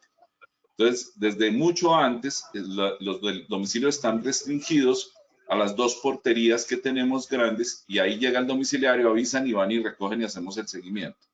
Pero eso estaba desde antes por un tema de mejorar las condiciones de seguridad, porque nuestros estándares de infección nosocomial se miden con estándares internacionales y pues no nos nos va bien con relación al ámbito nacional, pero queríamos estar en esos estándares y fue increíble el cambio que tuvimos en el control gracias a esa sencilla medida.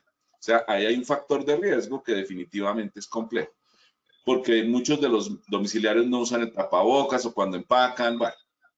Es más, el domicilio que a veces pide nuestra gente, pues no es el domicilio de las super 5 estrellas, es un domicilio sencillo, de un sitio que cocinan bueno, pero todo eso al final influye y ese control nos ayudó. Y tercero, como director de un hospital que tiene cafeterías, varias, pero que le suministra la alimentación a sus trabajadores y a los pacientes, si hay algo a lo que le tenemos susto es a la intoxicación alimentaria. Eso no estamos encima, tenemos los brotes. Cuando yo no trabajaba en hospital, pero hacía salud ocupacional, salud laboral en otra empresa, hacíamos seguimientos de los casos de enfermedad diarreica y cuando encontrábamos que se concentraban los que iban a cierto restaurante, hacíamos rápido el control y quedaba vetado ese restaurante ahí en esa empresa porque les decíamos a los trabajadores, allá no vayan que no hay buen control. Una intoxicación alimentaria en una empresa, la que sea, es grave y en un hospital, peor todavía. Puede ser de los pacientes o de los trabajadores. Entonces, esta pregunta tocó dividirla en esas 3, ¿sí? Sí hay riesgo, pero muy poquito. 2, lo de los domicilios está controladísimo. Y 3, el control de alimentos en un entorno empresarial y en especial hospitalario es una prioridad mucho más grande que otras que a veces le paramos muchas bolas y se nos olvidan los alimentos. Gracias, doctor Castellanos. Doctor Pérez. Sí, totalmente de acuerdo. O sea, el riesgo de transmisión por alimentos es más teórico que real. Es también importante tener en cuenta que las personas que preparan alimentos, además de su curso, son realmente espacios que están bien ventilados por la misma dinámica de la cocina y entonces, digamos, hay menor concentración viral. Además de que el virus es susceptible, por ejemplo, a temperaturas extremas se elimina muy fácil. Entonces, si están bajo cocción, pues hay muy poca probabilidad de que haya la presencia de virus. Digamos que el problema, hace poco estuve en una empresa que me contrataron para hacer una asesoría, no es médica, es una empresa, una fábrica, y realmente todo lo hacían muy bien, pero era terriblemente grande la cola para la gente calentar los alimentos. Y en ese proceso de calentar los alimentos, que tienen que hacer cola, compartir espacios, un espacio muy pequeño, cerrado, donde van 4, 5, 6 microondas, realmente ese era el problema, el foco más grande que tenía de riesgo de COVID. Entonces, yo tendría más que el problema del chef, es la zona donde calientan los alimentos, donde manipula porque la gente está sin tapabocas, recogen las cosas, sirven sus bebidas y habría que tener una precaución especial en esos casos. Muchas gracias, doctor Carlos Pérez. Y vamos con la doctora Yasmín, perdón, excusas. Ya Sí. nos había comentado la doctora Yasmín de la pregunta. Bueno, no es que ustedes están hablando de comida y ya como que el nivel de glicemia empieza a reducirse en estos momentos. Y vamos con la siguiente pregunta, doctor Pérez, para que sea usted quien inicie con la respuesta. La número 8. ¿Cómo fortalecer el sistema inmunológico como prevención a esta enfermedad? Aquí nosotros hemos hablado de muchas, o más bien, se escuchan muchos temas de algunos alimentos, enjuagues bucales, una cantidad de cosas, soluciones astringentes, entonces, y también de cómo mejorar el sistema de defensas, como normalmente lo escuchamos. Doctor Pérez, le doy la palabra. Sí, digamos, no hay ningún medicamento que suba las defensas. Hay muchos medicamentos, alimentos que bajan las defensas, digamos. La mejor forma de fortalecer el sistema inmunológico es no haciéndole daño. ¿Cómo no le hace daño a uno? No fumando, no consumiendo alimentos extremadamente procesados, tener una alimentación balanceada, evitar, digamos, el consumo de sustancias o reemplazantes de comidas con batidos, este tipo de cosas. Eso sí afecta el sistema inmunológico, pero fortalecer el sistema inmunológico por una vitamina, por un medicamento, por algo que dicen, no existe, no lo hay. Si una persona tiene déficit de vitaminas y toma vitaminas, eso ayuda, pero si una persona tiene normal las vitaminas, no le va a servir tomar más vitaminas. Hay muchos influjos comerciales en donde dicen, bueno, esto le ayuda a subir las defensas y es algo que la gente, obviamente, ya a mí un psiquiatra me lo describió muy sencillamente. Dijo, mire, ante un problema complejo, uno quiere buscar soluciones simples, sencillas y aplicables. Y la gente aprovecha eso con fines que pueden ser comerciales. No hay nada que fortalezca el sistema inmunológico que tener una buena salud, que tener una comida saludable, que no tener vicios, que no afectar y disminuir la salud con automedicación y tener un control médico adecuado. Eso sería la parte. Hay un escenario distinto que es cuando las personas tienen déficit del sistema inmunológico por desnutrición, déficit del sistema inmunológico porque toman medicamentos que afectan las defensas, por ejemplo, metotrexate, esteroides, prednisona, terapias biológicas, o cuando las personas tienen una quimioterapia, que tienen cáncer, que ya tienen un problema, pero que es inducido por alguno de estos elementos que bajan las defensas, donde utilizamos herramientas para poder recuperar. ¿Cuál es la principal herramienta? Retirar lo que le baja las defensas. Ya podemos utilizar algún tipo de medicamentos. Pero un mensaje muy claro es que no hay medicamentos que suban las defensas. Hay información, hay comerciales, hay evidencia pobre acerca de eso, toda la que ustedes quieran. Pero evidencia científica, créanme que yo fui el primero que tomaron. Yo estoy viendo pacientes con COVID todo el tiempo, pues, y pacientes con VIH y pacientes con todo, que es mi profesión. Pues yo sería el primero que tomara eso para que no nos diera nada, pero lamentablemente no hay medicamentos milagrosos para eso. Gracias, doctor Pérez. Doctor Castellanos. No, es que ese tema, buena la pregunta porque se va a poner de moda porque como al presidente Trump le pusieron unos medicamentos que pasibles las defensas. Ay, Dios mío, es que esto se volvió la tira cómica, yo no sé cómo llamarlo, pero la tragicomedia Trump, definitivamente América Latina ya no termina sino de los Grandes Lagos para arriba. Entonces, ¿cuál es el tema? No hay, estoy de acuerdo con el doctor Pérez y hay que tener mucho cuidado porque empieza esa, pues, hace un tiempo habló de la hidroxicloroquina, el presidente Trump habló del cloros, de cuánta vaina hay, y ahora entonces le pusieron medicamentos para subir las defensas. Ojo con eso, no existe, como dice el doctor Pérez, lo que sí está científicamente comprobado es que un buen estado de ánimo sí mejora el funcionamiento del sistema inmune.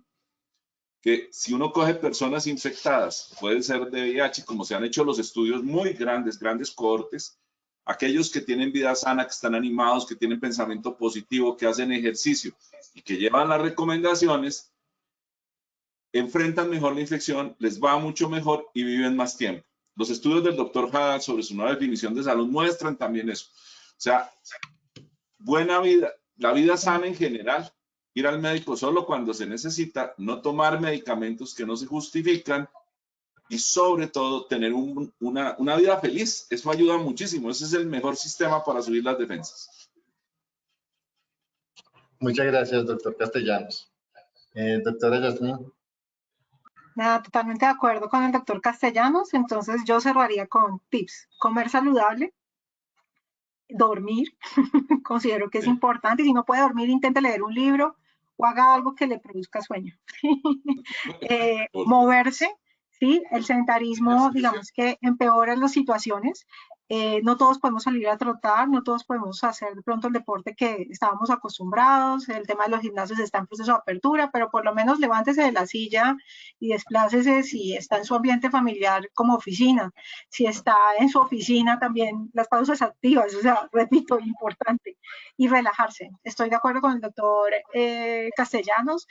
Hay evidencia de que ser feliz hace que uno pueda funcionar mejor. Ser del Santa Fe también aumenta las defensas. Puede ser de Cúcuta Deportivo también, doctor. Sí, sí, puede ser. Los de Millonarios sí bajan las defensas. Bueno, sigamos. De acuerdo, doctor Carlos Pérez, con sus gustos deportivos. Lo que decía Yasmín es importante, el tema de sueño, ¿no? Así como ustedes lo han dicho, que quien no haya tenido una afectación mental, casi podríamos pensar lo mismo con el tema de sueño, que no haya tenido un trastorno en su sueño en estas épocas, pues creo que también estaría faltando a la verdad. Es importante ese tema de la desconexión de pantallas azules, de todo el tema de medios de comunicación y demás horas antes de conciliar el sueño y no caer en esa práctica de tomar el teléfono para dormirse uno o buscando conciliar el sueño a través de dejar tal vez el televisor encendido. Es importante el tema del sueño, así yo creo que, así como lo han mencionado con el tema de estar alegre y de gozársela bien en la medida en que se pueda. Obviamente el tema de sueño es importante y también una alimentación balanceada y adecuada y una hidratación. Vamos con nuestra última pregunta, doctor Castellanos. Le agradecería que usted iniciara con la respuesta. Soy responsable del sistema de seguridad y salud en el trabajo de una institución de salud de Antioquia. Los tapabocas han generado rinitis y congestión nasal a la mayoría de mis trabajadores. ¿Cuál es el manejo que debemos dar? Bueno, aquí hay varios elementos. Lo primero es ser muy juiciosos con las elecciones. Hace un tiempo no teníamos de dónde escoger tapabocas, entonces usemos los que teníamos. En este momento ya hay unos que sí tienen como unas pequeñas pelucillas o fibras que son muy irritantes y molestan mucho. La prueba es que, hemos dicho, la recomendación que a nosotros nos tocó hacerlo es que el grupo de salud laboral seleccione muy bien y no se compre ningún tapabocas que no haya sido usado y probado en la institución, porque eso puede generar mayor problema por la calidad del elemento.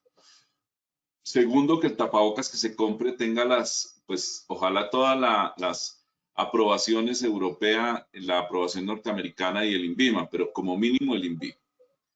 Tener un programa de identificación temprana y prevención digamos, de la enfermedad profesional por el uso de elementos de protección. Nosotros tenemos el programa de piel activa, incluso de paso al Instituto de Dermatología Federico Lleras Acosta, acordemos que es una institución pública del orden nacional, tiene un programa gratuito para asesorar a las instituciones sobre los temas de problemas de piel por el uso de elementos de protección. Entonces, es un servicio por telemedicina. Ellos tienen un programa además de telemedicina espectacular y es un recurso que lo han puesto al servicio de todos nosotros. Y ya sobre los temas específicos de rinitis y congestión nasal, si es en muchas personas, definitivamente es un problema del elemento. Si es en algunos, recuerden que la rinitis y las congestiones tienen que ver más con la susceptibilidad de los individuos a algunas sustancias o algunos alergenos. Lo que nos toca, a mí no me ha tocado, pero en el hospital, al menos no he sabido del caso, pero sí con un paciente, le recomendé que cambiara la marca de tapabocas, o sea, el tipo de tapabocas hasta que encontró uno que no le producía la reacción alérgica. No todos tienen los mismos componentes, entonces por eso habría que distinguir un problema genérico de calidad del elemento de protección de un problema específico, como nos pasa con las personas que no pueden usar guantes de látex, por ejemplo. Es todo un reto en la salud laboral y es similar, o sea, aquí nos toca aplicar lo que ya hemos aprendido de otros elementos de protección. Eso sería mi recomendación. Gracias, doctor Castellanos. Doctor Carlos. Sí, también es muy importante mantener hidratado el tiempo. Se pierde la humectación de las vías aéreas. Eso puede producir el disconfort de las vías respiratorias, que eso es, digamos, algo que con la barrera física se incrementa. Y también recuerden que lo que hemos aprendido es que muchas veces cuando se usan tapabocas, sobre todo, pueden incrementarse el acné. El acné se incrementa un poco porque se genera por este tipo de cosas. Eso lo hemos aprendido los dermatólogos y por eso es muy importante con los equipos de dermatología dar unos tips muy sencillos de cómo hacer la protección de la piel y cómo disminuir lo que pensamos que es una alergia, que puede ser no una alergia, sino una manifestación de acné que se relaciona con el uso de estos elementos cuando son cerrados. También recuerden que las máscaras de 95 por eso se llaman respiradores, porque efectivamente uno puede respirar normalmente por ellos, porque muchas personas dicen, no, es que yo lo uso un rato y después me lo quito para poder respirar. No, estos elementos, estos filtros, cuando se necesitan, por ejemplo, en áreas de cuidado intensivo, en áreas COVID, en áreas de cirugía, no se deben retirar porque permiten la respiración normalmente. No hay que hacer nada para que esto no evite la respiración. Los tapabocas, digamos, también debemos distinguir que hay unos de uso médico en los trabajadores de salud, pero también es un llamado a que en las actividades cotidianas, cuando hay actividades que al aire libre o estas cosas, se pueden usar tapabocas que no sean mascarillas convencionales, se pueden usar tapabocas de tela convencionales. Obviamente estos tapabocas de tela deben tener algunas características, una tela absorbente, una tela que sea impermeable, tener un filtro, pero también son amigables con el medio ambiente. A mí me preocupa mucho porque ustedes saben que estas mascarillas pueden demorarse varios años y afectan el medio ambiente. Y vimos ahora que abrieron las playas, que lo que hay en todas las playas es esta cantidad de elementos botados en las playas que se pueden demorar hasta 10 años en afectarse. Nosotros también hemos visto lo que nos ha pasado por el respetar el medio ambiente. Y a veces hablamos mucho de cuidarnos nosotros, pero recuerden que nosotros tenemos que cuidar nuestro entorno para darle algo mejor a nuestros hijos. Utilizar estos elementos en una forma responsable, quitarle las tiras, desecharlos adecuadamente, que los hospitales tengan un procedimiento de cómo desechar estos elementos para que no se reutilicen. No botarlos por ahí, por favor. No botarlos en la calle, no botarlos en la playa. Esto se demora hasta 10 años afectando el sistema ambiente. Un tapabocas de tela para una actividad cotidiana. Yo pues tengo un gran amor por el ambiente. Pueden ser 50, 100 veces lavados y pueden durar para las actividades cotidianas. Entonces también es un llamado a que el tapabocas va a ser un elemento que por lo menos los próximos 2 años vamos a tener que utilizar. Pero tenemos que ser razonablemente adecuados. Hemos visto que se han tapado las cañerías actualmente, por ejemplo, en los hospitales con tapabocas. Hemos visto las playas llenas de estas cosas. Hemos visto las calles llenas de estas cosas. Y por eso también es un llamado a ser responsables, a que hayan sitios donde se dispensen los tapabocas, que no se desechen. Eso no es tenerlos en el bolsillo, botarlos en el carro o ese tipo de cosas. Y ser conscientes de que este es un elemento valioso, pero también puede ser un elemento que puede dañar y afectar el medio ambiente. Miren, los tapabocas es algo muy seguro, los vamos a tener que usar mucho tiempo, pero también tenemos que ser responsables con su uso. ¿Cuál es el tapabocas que no sirve? El que no se usa. Cualquier barrera física no sirve. Obviamente, entre más tecnología tenga, mucho mejor. Y depende de nuestra actividad lo que tengamos que hacer. Yo también hago un llamado a que seamos, y todos ustedes como trabajadores de la salud, que hagamos una pedagogía con nuestros hijos, con nuestro entorno, a ser responsables con el medio ambiente. Mire todo lo que nos ha pasado por ser irrespetuosos con el medio que nos rodea, con los animales, con el sacrificio de animales salvajes, con la interferencia en el medio ambiente, con la falta de respeto. Son más de 90 coronavirus que hay en muchos animales salvajes. ¿Ustedes creen que esta es una pandemia? ¿Que no tenemos más amenazas? Claro que sí las tenemos. Y por eso el llamado a cuidar nuestro medio ambiente, a ser razonablemente, a no desechar estos elementos en cualquier lado y a usarlos bien, hace parte también de lo que nosotros debe ser como cultura a nuestros trabajadores y a nuestros hijos. Gracias, doctor Pérez. Doctora Yasmín. No, pues solamente cerrar con algunas recomendaciones que, como bien mencionaba el doctor Castellanos, nos han enseñado los dermatólogos. El uso de vaselina en lo que es mentón y nariz ayuda. La vaselina es un producto muy sencillo de conseguir y digamos que tampoco es costoso. Esa puede ser, digamos, una solución, sobre todo para los temas de las dermatitis que mencionaba el doctor Pérez hace un momento. Las mujeres y el maquillaje. Digamos que los poros se cierran, ya el doctor Pérez y el doctor Castellanos explicaron un poco todas esas sensaciones por qué se dan. Y claramente, pues, si tenemos maquillaje, pues los poros se cierran más, entonces empiezan estas sensaciones también a aparecer. El tema de beber líquidos, obviamente responsablemente, como lo expusieron los colegas hace un momento, no en el momento más concurrido, en la fila haciendo el Festival de la Coca y con microondas. Entonces, por favor, ese no es el momento para hacer la pausa activa, o sea, busque que esté con distanciamiento de personas y yo le recomendaría de pronto a algunos el uso del suero fisiológico, que también ayuda un poquito a humedecer. Y el tema de tener en cuenta qué tipo de elemento se está usando y efectivamente los alergenos, muchas personas pues tenemos dermatitis y somos alérgicas por nuestros genes, entonces digamos que hay que tener eso un poco presente. Gracias, doctora Yasmín. Hemos llegado pues ya al final de nuestras preguntas por la noche de hoy. Tenemos 990 asistentes que aún nos acompañan. Quiero agradecerles a cada uno de ustedes su presencia nuevamente y con su mensaje de despedida una pequeña precisión o más bien un comentario frente a lo que estamos viendo ahora con todo el tema de la reactivación y es esa inquietud y ansiedad frente al tema de los rebrotes.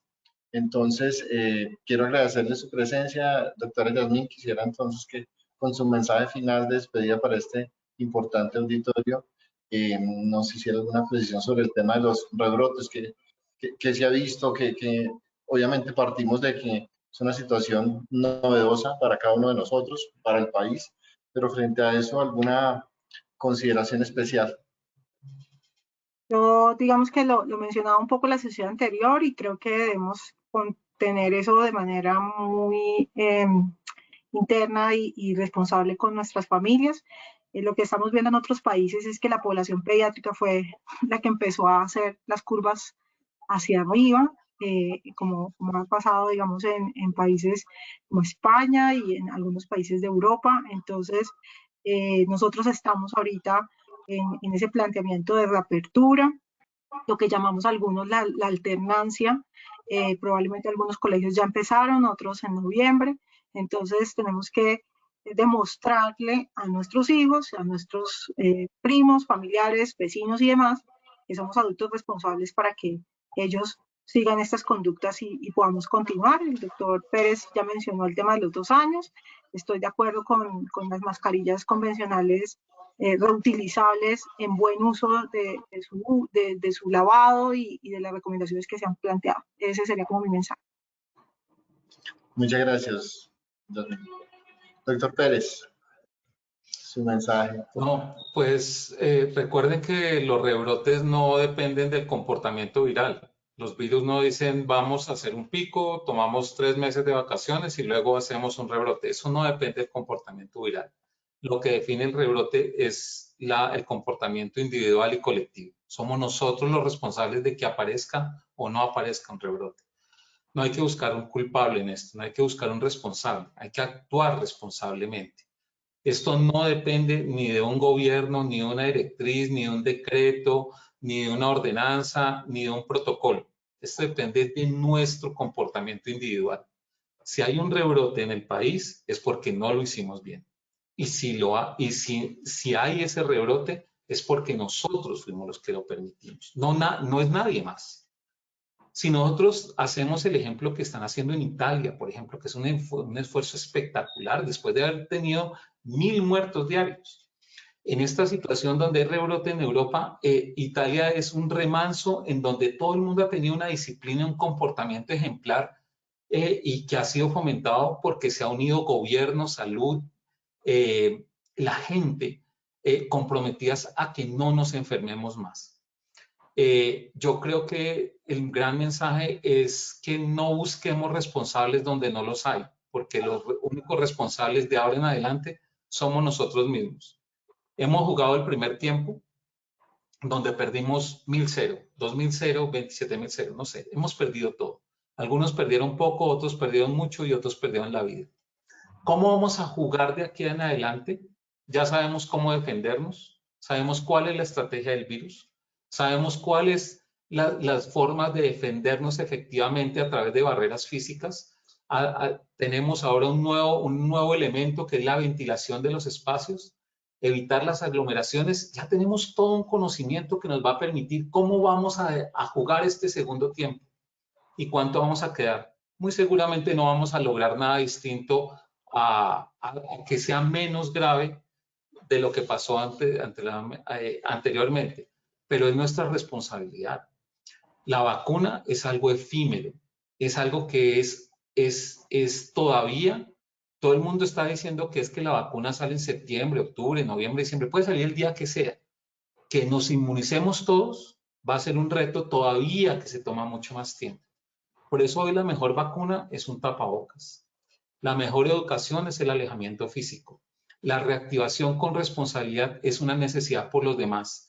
Yo los invito a que consuman, a que gasten la plata, a que consuman colombiano, a que fortalezcan las empresas, a que generemos economía. No nos quedemos atrapados ni agobiados por el virus, encerrados en las casas pensando que esto va a pasar.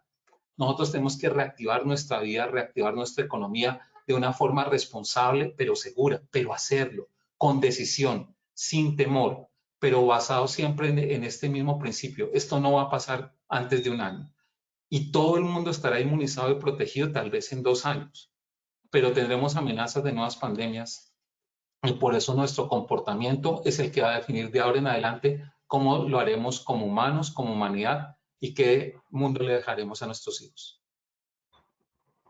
Gracias, doctor Pérez. Doctor Castellanos. 2 cosas muy concretas y sencillas. La pandemia está ahí, no se ha ido. No pensemos que es que se controló porque hay menos casos. Seguimos en pandemia. La gente piensa, rebrote no es nuevo brote de... No, ahí está. Hay pocos casos. Y la idea es que se disminuyan para poderlos tener bajo control.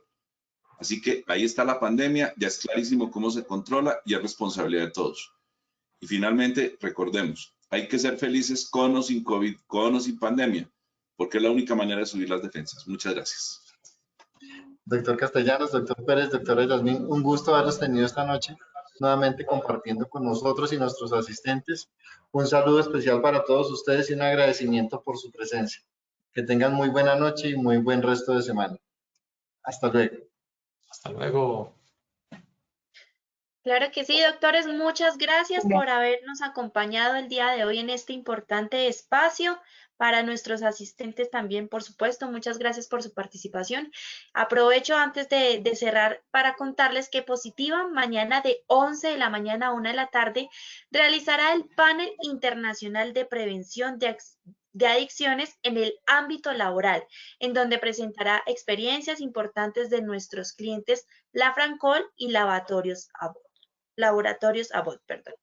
Adicional, también quiero comentarles que todos los días a las 7 de la mañana estamos ejecutando la Escuela de Enseñanza y Aprendizaje en Salud Psicosocial.